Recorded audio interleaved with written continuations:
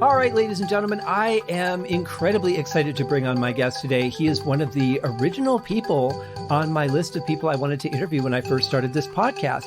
And he and I have been friends for years. I've seen him perform a lot of random venues and a lot of random gigs. It's been really interesting, but here he is. Let's talk to him. Tyler Williams. Tyler, how are you? Oh, pretty good, Scott. Thanks for having me today. My pleasure. You are coming through crystal clear in your lovely studio in your home. Looks like a really comfortable place to create. It is. I just got this keyboard to my right, and I really like it. It's weighted, Roland, and then I've always got a bass or two on my left. Sometimes the upright bass is back there, and yeah, I use this room for a lot of different things. It's cozy. I have seen you perform in Reve twice when that show, magnificent show, really was still running. Unfortunately, it's been closed permanently. How has it been just dealing with what do I do now? How am I going to survive all of this? Since it wasn't like you could just jump to another show. Right. It's been daunting, to say the least. It's hard to accept it being gone, even a year and a half later. Or I think it was in March was our last show, and we officially closed in August of 2020 permanently. So it's even today, I went through a little bout of depression and just walking around going, no, what do I do? And even though I've got some freelance work coming in and things are okay, my wife works full time, so we're very fortunate with that. She's on the show O at the Bellagio and as a full-time musician, and that's been great.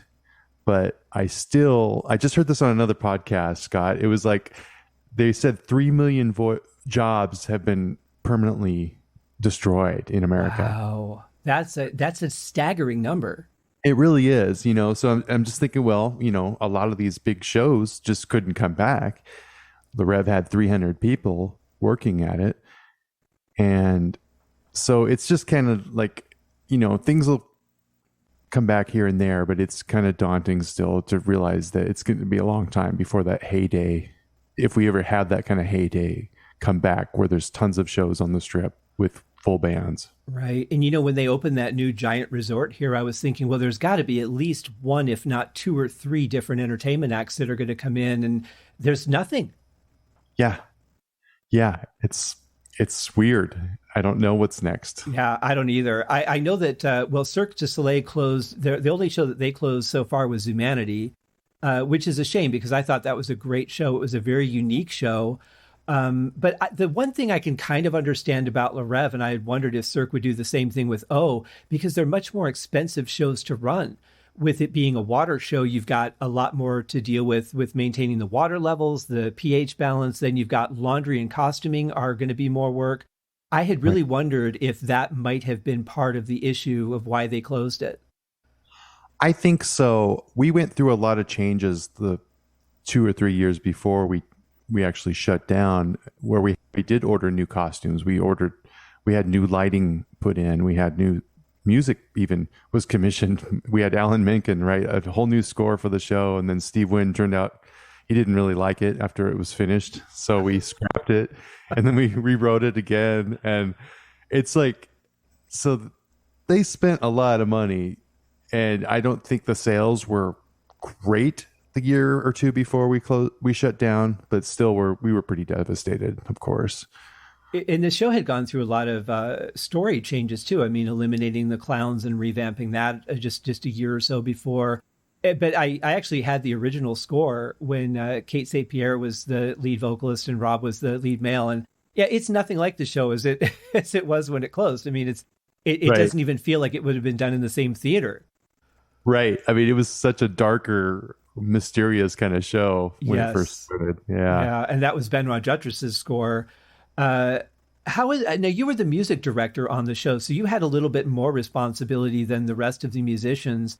Just to kind of give everyone an understanding of how a show works, can you kind of give me an overview of that? It's a lot of yelling and screaming every day. And just kidding. No, the band was wonderful. Some of my best friends, in town were in that band, and we remain close today, of course. But as a music director, I would have to get the charts from Benoit, who wrote the score, and if he made changes, I would help implement the changes or arrange or make copies, which, as a copyist, you make the charts, I guess. And Angela Chan also helped me with that for the vocalists. And she actually arranged a lot of the vocal harmonies you would hear in the theater. And wow, she did a great job with that. She's pretty amazing to work with, I have to say. She really is. And so we would come in with the charts and updated music, and I would pass them out before a rehearsal, and then we would just run through everything, make sure it worked, and then lo and behold, there'd be a track in Ableton or something that wasn't quite lining up with what we thought we were supposed to be doing. So it's just a lot of stirring the pot during the day to see if we can get the music to come together, and then putting it into the show eventually. So there was a lot of doing that when we revamped the show. It was like we would add another song every couple months or so. So it took about a year and a half, 2 years to implement the new music. It was kind of a strange process, because we were actually in fact, I kind of forgot about it till I just now thought about it. And we would have like some of Alan Menken's music playing, and then we'd play some of Benoit's music, because we didn't want to shut the show down. So it would be like you'd hear Benoit, which is very cirky, very, atmospheric, and fits the vibe of the show really well because he's a master at that. And then you'd hear Alan Menken's music, which is, he's the Disney king. Right. And it was like this huge orchestration in the tracks and us playing along with it. And it had a totally different feel. But yeah, it kind of switched from like what you would traditionally expect in a show here in Vegas to almost like you were at a Hollywood premiere. And then it just kind of kept going back and forth. And it did throw me off a little bit during that transition. I remember seeing David Copperfield, and I was so disappointed in the show because, well, for a lot of reasons, really, but the music was all over the place. Like and they were right next to a club, which when I saw the show, it was the later show at night. So you've got the thumping bass and drums from the club next door to a cinematic piece of music that he's performing to. But then they would do some, like, it would be cinematic, and then it would go to some hip hop thing, and then some rock and roll thing. Like, it was just all over the place. The most incohesive score I've ever heard. Weird. Yeah. Huh. And I thought about just kind of finding some polite way to offer to work with them on something better, but I was so disappointed in the show. I kind of just didn't want to be a part of it. And I know that's ridiculous because it's David Copperfield. But at the same point, I was like, I think I'm good. That's funny. That's kind of what gets us into these creative avenues, right? You hear something and you're like, I think I could make that a little bit better. Yeah. And I hope that doesn't sound arrogant, because I don't mean it to, but being someone who's scored films, you understand what a cohesive score is. And even if you have completely different themes from different parts of the world, you can put that together and make it be one thing. But this was just so far off of anything I could put together. It just threw me for a loop, because I would have expected he would have an amazing production. Right. Of all people. Interesting. I wonder who, we'll have to Google that later and see who put it together. But I wonder how often, because he's still performing. I think he just performed this last Friday, or yesterday, I think. But yeah, it's interesting, the different styles coming together and how you make it kind of work.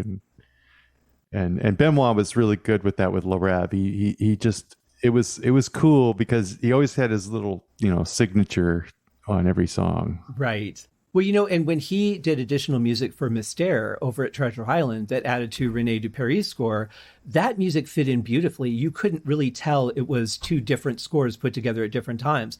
But when they added the stuff from Zed, when they closed that in Japan and then added a couple songs into Mystère, they really don't fit. Right. It's such a weird thing. But that also could be, to be fair, that I'm just so used to the score, because I've seen that show 6 or 7 times. So I'm so used to that score that maybe anything foreign coming in at that point would be automatically repelled by my brain. Yeah. So I want to be fair. I don't want to discourage people for any means, because these shows are spectacular. What was it like for you did it become just a job after a while, or was there always some element of, I get to entertain all the people that are in these two bowls of seats around me? Oh, wow. Well, it did, to be totally honest, it did become, tiresome to play the same music every night sometimes, or you would get kind of complacent with just, okay, here's this song and here's what I got to play, and because you can't really change what you play.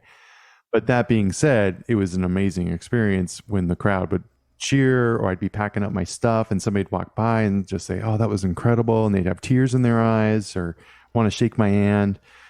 And what I really noticed, Scott, was like if I would go to the bank or somewhere, filling up my gas and go in and talk to somebody about their day, and you just kind of, they say, well, what do you do for a living? And they're like, and I'm like, well, I play bass for Reve, and that's my full-time job. And they're like, really? You do that full-time? That's like, you don't have like a day job as well or something like that? I'm like, no. And then I'd have to kick my own ass a little bit and say, Tyler, you have this kick-ass job, and shut up about complaining about doing the same thing every day. So yeah, but I think it's fair because you have your issues to deal with no matter what bubble you're in. Everybody has their own issues to deal with, and it wouldn't be fair to yourself to say, well, because I have a job that people admire or aspire to have, I shouldn't complain at all, because it doesn't take away the fact that within that job there are still things that can be frustrating. Right. True. I mean, everybody gets frustrated, even if you're making millions of dollars, right? We have actors and musicians that do terrible things to themselves because they just can't find their happiness, and they're cheap. And the level of pressure, as the more successful you become, especially now with social media and the internet scrutinizing, oh, look at the way he took in that breath, he's probably stoned. Every single thing you do now can just be scrutinized and put out there. So I would imagine the more successful you get, the more challenging it gets just trying to keep your sanity. Right. Yeah. Yeah, I'm almost grateful to hardly sell any music.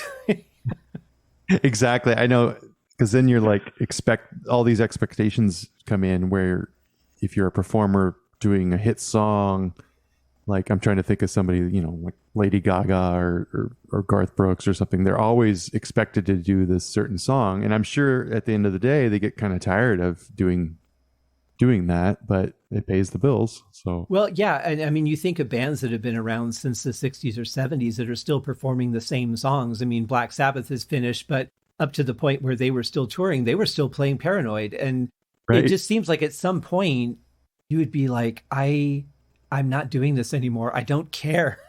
Right.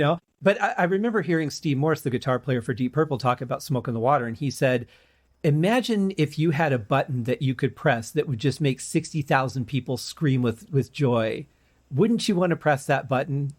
Ooh, that's a great analogy. I like that. Yeah. But the challenge with you is what you're doing is you're doing an entire set that's in the same order, done exactly the same way. You really don't have a lot of freedom to make it interesting or play it differently to keep it, like you're really kind of like Pavarotti, where no matter what he wants to do, he has to go out and sing those arias exactly the way they're expected to be sung. Mm-hmm. Otherwise, it'll upset people and people stop going. Right. I don't get what's the point of with you guys, because some of the stuff that you did was timed with the things that were going on stage. So you understand that there are certain things that have to happen at a certain time and prevent some flexibility. But why would I want to just go see a perfectly performed piece performed that I can just stay home and listen to the record and get the exact same thing and save $150? Mm-hmm. Uh-oh. Don't ever think that again, Scott. Just kidding. Well, but with you guys, I mean, with shows like we have in Vegas and that tour around the world, those are different because there's a whole visual component to that. But if I were to go see Pavarotti play, or would have when he was still with us, if it's going to be exactly the same as the record, what's the excitement of being there? Right. Well, the excitement for us is reacting to the acts. So like if an acrobat is kind of hanging there, we'd have to go into a loop session and maybe, I'd tell the band, hey guys, stay in D minor, stay on D minor. Okay. Mundo, add some guitar. Yeah. Go up high. That's cool. Okay. We're going to go to G minor now, guys. All right, let's do a 5 chord. Here we go. And just everybody's kind of in that moment. And then we're just like really excited about helping out the performers on stage at that moment. I would think that would be one of the biggest challenges of doing a show like that, is just having to not just concentrate on your instrument and being responsible for the rest of the band, but having to keep in time with the performers, and if they're not on that beat, you have to be ready to jump in and work with it. That would be probably the exciting part of it, but also probably the most terrifying. Right. Yeah, it is. And I was trying to think of another thing we would do to kind of keep ourselves fresh, the musicians. And Jean, the previous drummer before Alex, what we would do is he and I would talk about this between shows, and like, hey, I'm going to change my click mix. And like, what are you going to do? Like, well, I'm going to pan it more left. Oh, cool. I'll try that too. And then we would just like talk about, we're going to add some guitar on this song, and I'm going to hey, did you know there's on track 15 there's this little shaker? Let's add that to our mixes and see what it feels like, and then even turning the click way down and try to just to the bare minimum to be with it. And it really does help. Another thing I would do is I would play a bass line on a different string and go like, ooh, this is exciting. Mm-hmm. I just played the F in on the 6th fret of the B string instead of the 1st fret of the E string, and like just little things like that would really go a long way, after playing 5,000 shows or whatever. Sure. Yeah. And you weren't there from the beginning, were you? No, I came in 2008. Okay. So, but that's still a pretty lengthy run in a show. Almost 12 years. Yeah, I can believe it. So I got one more question about the Reve. Sure. You guys went in before they tore the theater down and just kind of saw the empty shell. Yeah. Was that tough? That was really tough. In fact, there's on my Facebook profile picture, or whatever the other picture is, the big background. Picture. Yeah. The background. Yeah. It's Dina, my wife, and I in the theater after I had to turn in my employee ID. I'm like, well, let's do one more picture here. And it sucks, it's like I'm about to choke up just talking about it, but we were so like, this is it. This is the last time I might see this theater. And it was, of course. And, which is, I got to change that damn picture on my Facebook. but I was literally crying that day and tearing up, hugging my managers, hugging coaches and other performers. And yeah, it was a tough thing to leave. I couldn't sleep for a couple of weeks. I was just like, I couldn't believe it was taken away from us, because people come and go, they quit, or they move on to other shows or quit on their own terms. Usually it's not like, but yeah, man, it was really emotional. Well, I think too, for people to understand that what you really have here is not just a job. A band becomes more of a family. Yeah. And because you guys were all friends, I know a good chunk of that band myself, not as well as you do, obviously, but I'm friends with most of them. And we would all see each other at the Christmas party, that Angela has and Alex have. And you get to become part of each other's lives. And it's more than just that element of camaraderie you have as, say, you work in an office. There's a difference when you're creating things together or performing together. And that is probably, aside from the monetary part of it and the what am I going to do tomorrow, that's probably one of the hardest components, is that you're not going to see your family 5 days a week like you're used to. Right. Definitely. And it's really hard to see family during like the holidays and things like that, because everybody wants to be able to take time off in the company. But if they start letting one or two people go, then it's not fair to the other 298 people that want to go home too. So yeah, and it's tough too, because you're in the band, so it's not like there's 4 bass players waiting to back you up to step in and say, "Oh, I could fill in for tonight," because then the worry becomes, well, what if they do better than I do? What if they do something different that people are like, wait a minute, I like that. Is there an element of competition here with that, like there would be in, say, Los Angeles? Oh, for like getting into these shows? Yeah. And, that's a good question, because I really wish we could have had more live subs, because we only had, I think it was just the drums and vocals were subbed out. And because the drum, there's so much interaction that the drummer has to do with the axe, with cymbal swells and accents with what's going on stage. So it was really hard to use a backup for that. But for everybody else, it was pretty much Ableton backups if one person was out. So I had a lot of bass players over the years ask me, "Hey, do you need a sub? Do you need a sub?" And they would send me a text or a call. And I felt bad because I was like, sorry, we don't have a sub position. The company we're just using backups. And a lot of the Cirque shows do the same thing. But I really would loved to have live subs for every chair. But the good thing about that, I guess, is like I wouldn't have to like pick the top 2 or 3 friends / best bassists in town to do the gig, so I never had to make the hard choices like that. Yeah, I'm sorry, Steve. Phil's just a little bit better than you are. Live with it. I'm like, how do you do that? Sorry about that. But it does feel here very much like a family-oriented entertainment industry. I'm sure there are some cutthroat people out there, but for the majority of the people that I've met, it seems like everybody just really cares. They all support each other. It's not a competitive industry here. I love this town. I love the musicians here and the friendships we have. It's very supportive. Mm-hmm. Yeah, it's definitely different from the environment I came from. And it was, for a while, I was like, what am I missing? Where's it at? Because I'm not seeing it. But I've lived here, 6.5 years now, and I've gotten to know a lot of people in the music side of the industry and actors and things. And I just don't see the people that are like that don't last here because they don't fit in trying to be competitive in a non-competitive world.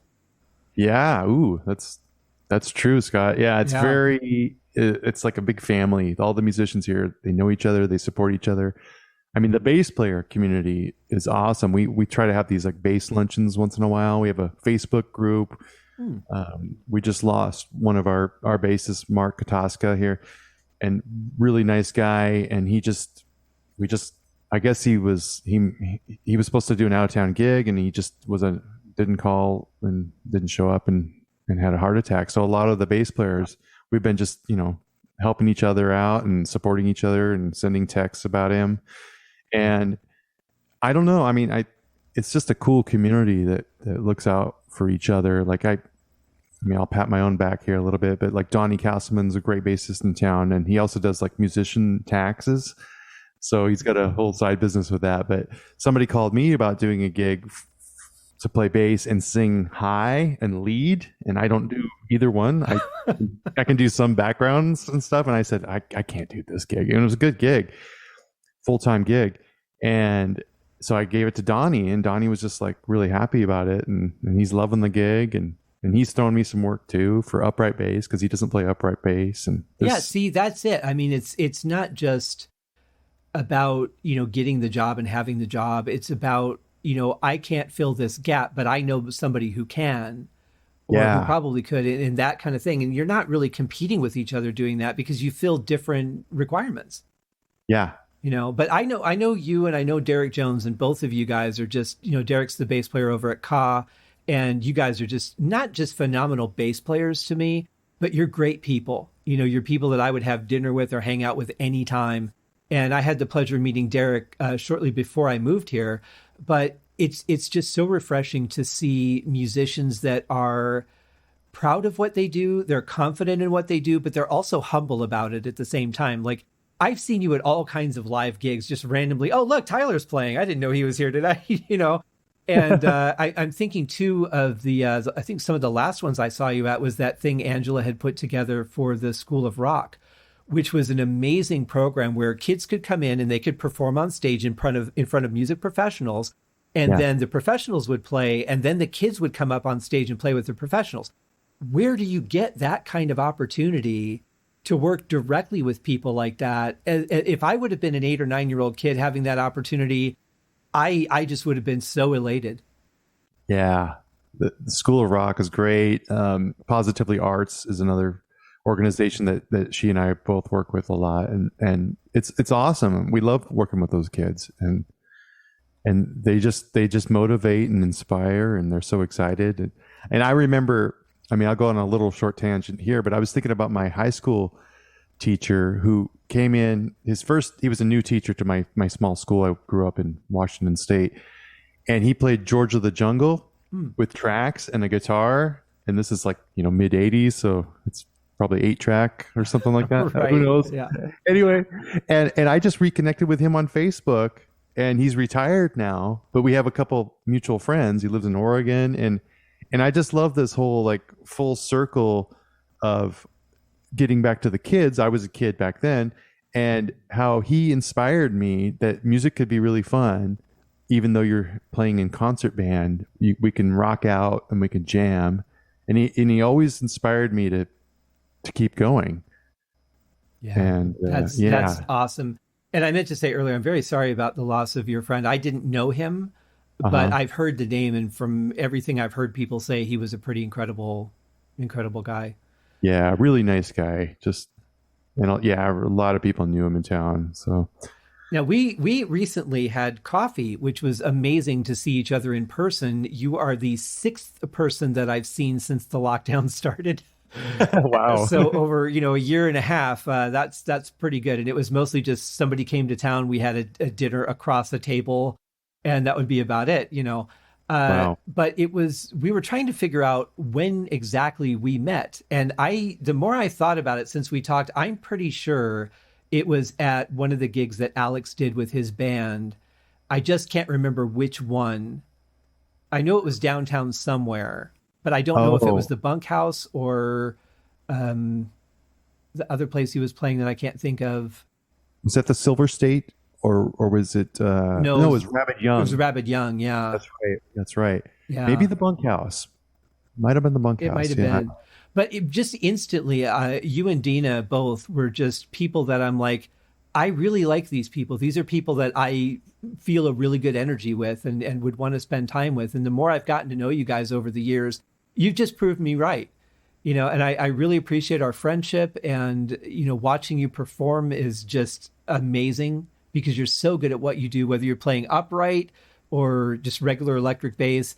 It's like you're so confident, and it seems like it's so effortless. Even when I know some of the stuff you're playing is not, you come across very calm and collected whenever I've seen you play.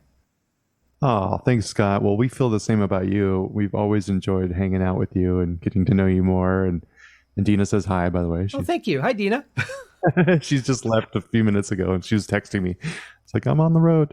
But yeah, it's as far as being calm and confident, that's sort of comes with the bass, I think, a little bit. People ask me about that sometimes, and I don't really think about it as I've never really wanted to be a front man, lead singer like Sting or Paul McCartney or something like that. But there's something that comes with the instrument as a supporting instrument where I've always made the joke that, you notice us when we're not there as bass players, right? Yes. And it would happen in the show too. I could lay out for a couple of beats or something, and somebody would call me, like stage management, everything okay up there? I'm like, oh yeah, I just had my volume knob off, or I muted a string on accident or some stupid little thing. They're like, where were you? We missed you. Yeah, that's it. I think bass is one of those things that people feel more than they hear it, unless it's specifically meant to be heard. Right. Say like Roundabout by Yes, where bass is obviously a focused instrument. Most of the time, it's just meant to be present and not necessarily directly paid attention to. Yeah, that's what I like about it. Really, it's just support the band. Make the band sound good. That's kind of what it's about for me personally. Yeah. But I do like Roundabout and that aggressive picking and mid-rangey, Primus, Chris Squire. Right. Yeah. I often thought if he ever regretted writing that, because by the end of it, his hand had to just be killing him. And I'm sure there's nights he's on stage where he's like, oh God, don't make me do this song. That's funny. I mean, it would be fun to play, but physically, even if you've got the endurance of being a touring musician, there has to be nights where that's a taxing song to play. Yeah. And you're not getting away without playing it. Yeah, I know. That's like, it's like if you don't play that, people are going to go home and want a refund. Exactly. Now, Did you ever see the picture? Sorry, Scott. No, go ahead. Did you ever see the picture of Dina and Chris Squire dancing? No. Is it on her Also, Facebook? Oh, I have to see that. it might be on her Facebook, but it's so she has this dress that she's had for many years, and she calls it the Chris Squire dress. But she used to play. She's played with Yes a couple of times when they did the symphonic stuff. Okay. And they got to be friends, like, and with John Anderson as well, the lead singer. And they got to party a couple of times together. She got to ride in a limo with him a couple of times after the gigs. Man, that's awesome. Yeah, so there's one night they were hanging out and they were dancing in the living room, and it's like I'm like jealous for two reasons. Because it's Chris Squire, and I wish it was me dancing with Chris Squire. And for two, because Chris Squire was dancing with my future wife here. What's going on there? Right. Yeah. And you're like, is she still going to be my future wife after this is over? Now, Right? to clarify for you guys that are listening, Dina is the cellist in the show over at the Bellagio, and she is just a fantastic player. One of my favorite parts in that show is when she walks across the stage and just plants herself in the middle and starts playing. Her sound is just rich and full, and it fills that huge theater. That is a very big theater.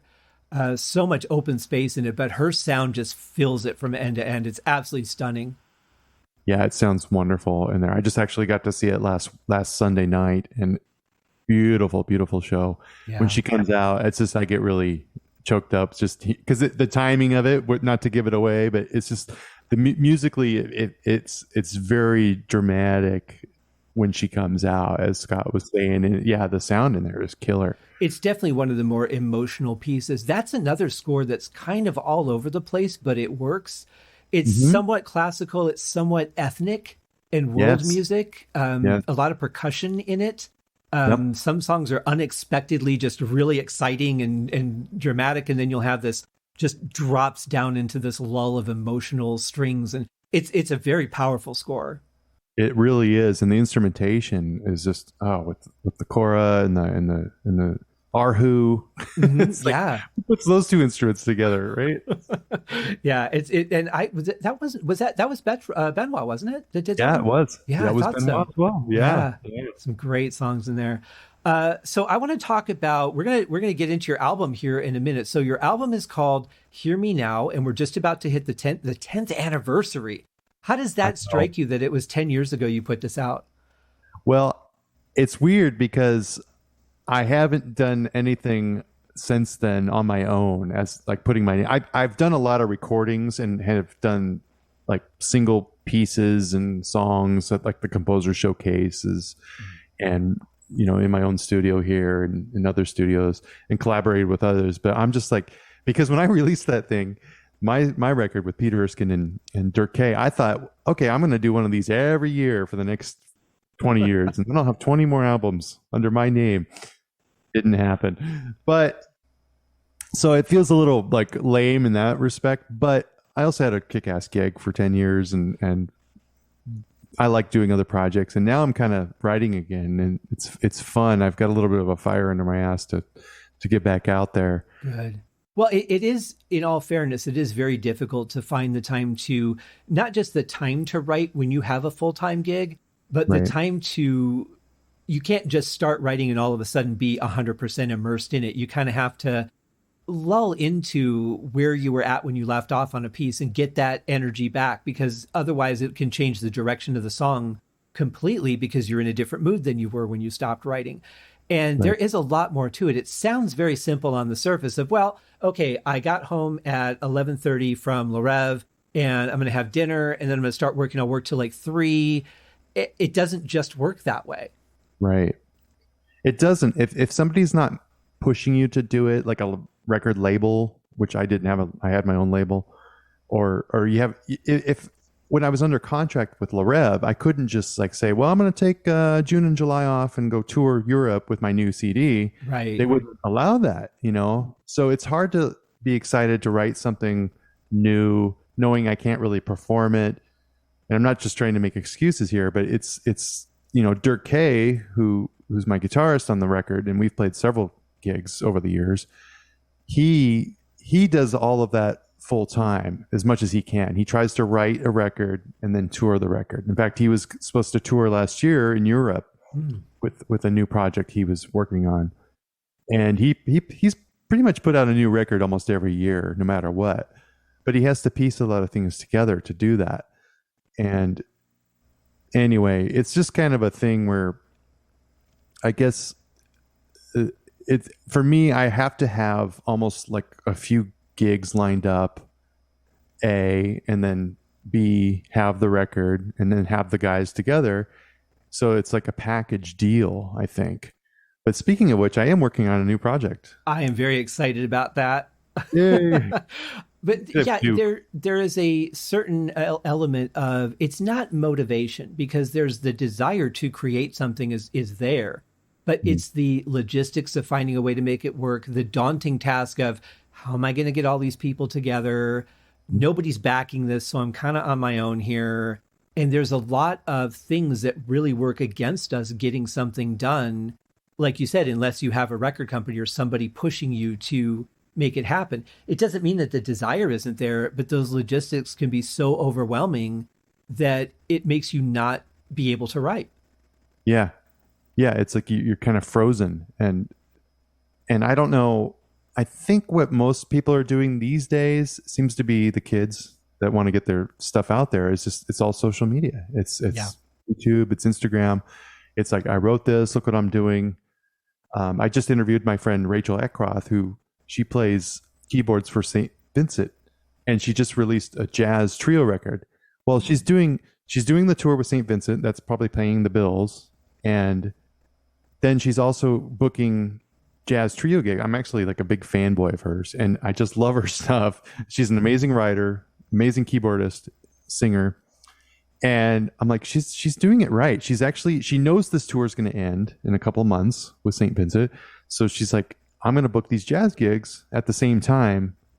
And that's just something I think we all have to just embrace. I mean, if you're over 40 and you're stubborn to social media, I think it's going to be working against you if you don't, join or fail, right? I hate to use the words you have to conform, but so I'll say you have to adapt. I mean, you have to adapt with the way the world works if you want to be successful in it. If you're just like, you know what, I'll put my stuff out. If 3 people hear it, great. And you don't really care, then you don't have any responsibility to promote it. But why would you go through all the trouble of creating something, putting it out into the world, and then not caring if people checked it out? That makes no sense. Right. And you want it to be sustainable, even if you have a full-time gig or a day gig or a music gig. I mean, you don't want to just spend $10,000 and then get nothing in return. Yeah. So it's I mean, you'd have better chances putting your money in a slot machine here and getting something back out of it. Right.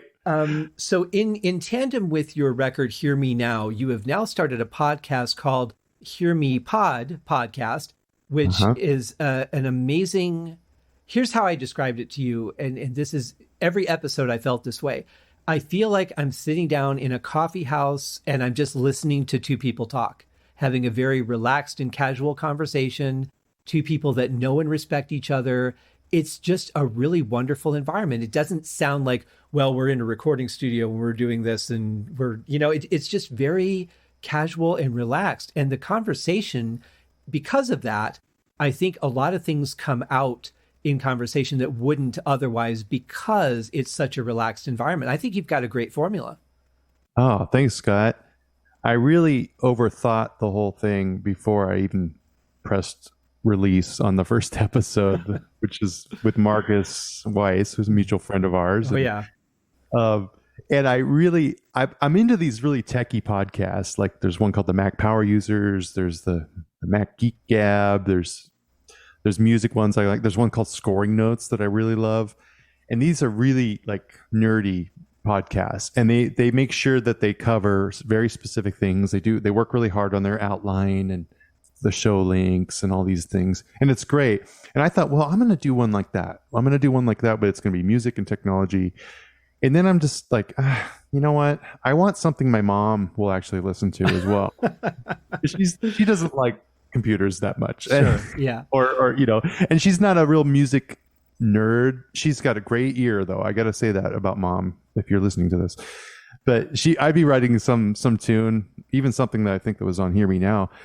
And she's like, something's weird there. I don't know. And I'm like, I play it again for her. And she's like, I think you're going to the chorus a little too soon. Can you put in like a fill or a break? And I'm like, and she was right, you know? And I just like, that's really cool. Her intuition was just magically there at the time. She could be a producer. She could be, you know? And she's done that a few times actually over the years, where it's just like, just surprises me with this little insight. And I like that about the podcast format, where you can talk to somebody about almost anything and get something out of them. I think you're really good at that, Scott. I think you've had so many different guests on your podcast where it's a writer, it's a musician, it's you know, a comedian, or even a family member or two or something like that. And it's just like, this is just good conversation, and I feel comfortable. Thank you very much. That means a lot to me. I have written no questions down, by the way, to talk to you about. Like, I didn't write one single thing down.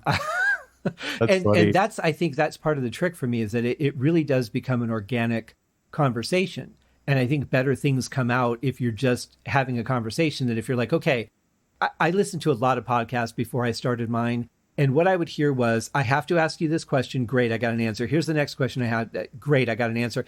No exploring the answer, no seeing where that goes, no follow-up. Just, I checked off all the boxes. Thanks for coming on the show. Get out.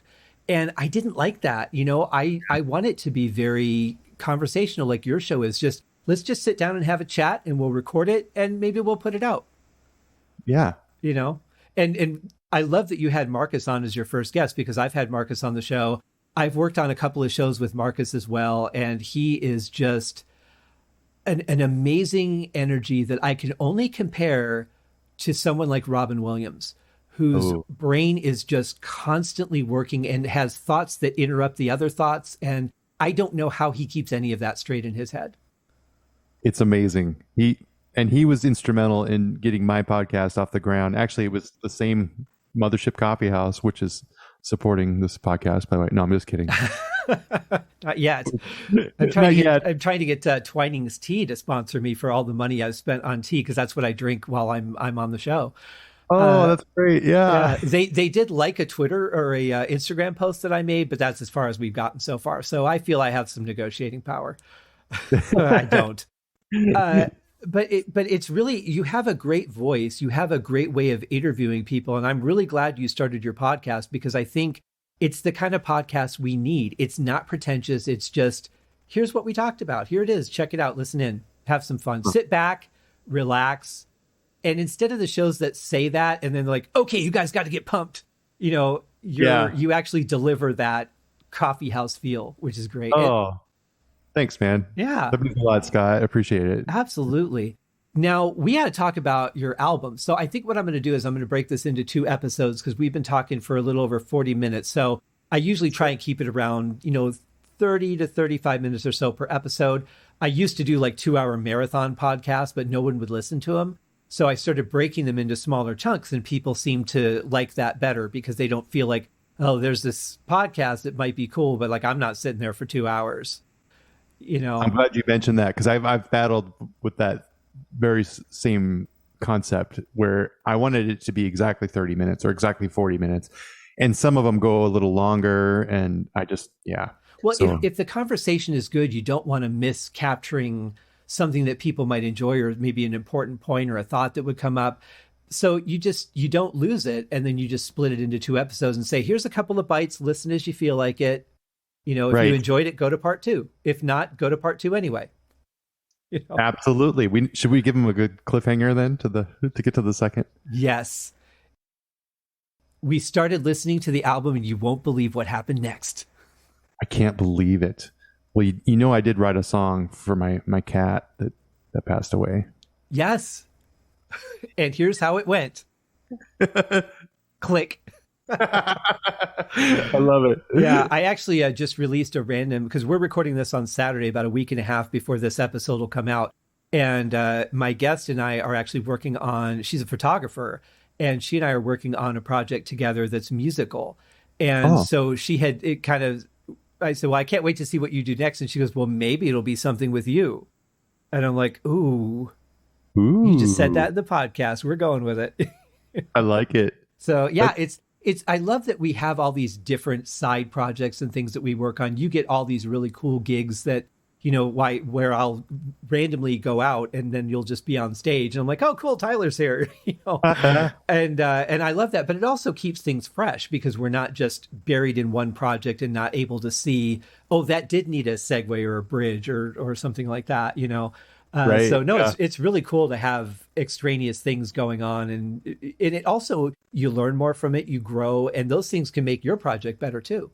Yeah, it's true. It's true, man. Do you Yeah. find that you're still, because you're really well versed in bass, do you find that you're still learning when you work with different people? Oh yeah. I mean, constantly. It's always, I mean, the charts could be different. The versions of the tunes could be different. I just played at Delilah's recently, and there were a couple charts in there that were just a little bit weird. Like some of the changes were weird. And the piano player and I looked at each other kind of like, and then he changed it, and then he go to D flat, then C. Oh, okay, cool. And we had that cool little exchange, so we didn't keep playing the chords we didn't like together. Right. Sorry, Serena, who was singing, if you're listening to this. But that's what I love about playing music, and especially I'm a jazz guy. That's kind of my favorite thing to do. But just how you can show up and say, yeah, I know this tune. It's all blues, blah blah blah. I know the 3 chords. And then somebody might just say, no, I'm going to do this. I'm going to put a 2 chord before that 5 chord, or do this little change up. And then it's like, oh, this is exciting. This is now I'm playing it a little bit differently. Right. And that makes it more interesting for you than just going, okay, here's the songs I'm going to play, and played all these before, know them pretty well. So let's just get this gig done. Right. Yeah. Well, I think what I'm going to do is I'm going to break the episode here. So we'll be back in the next episode with Tyler, if he'll not hang up on me, because I'm such a difficult host to deal with. And we'll see you guys in the next episode. See you next time.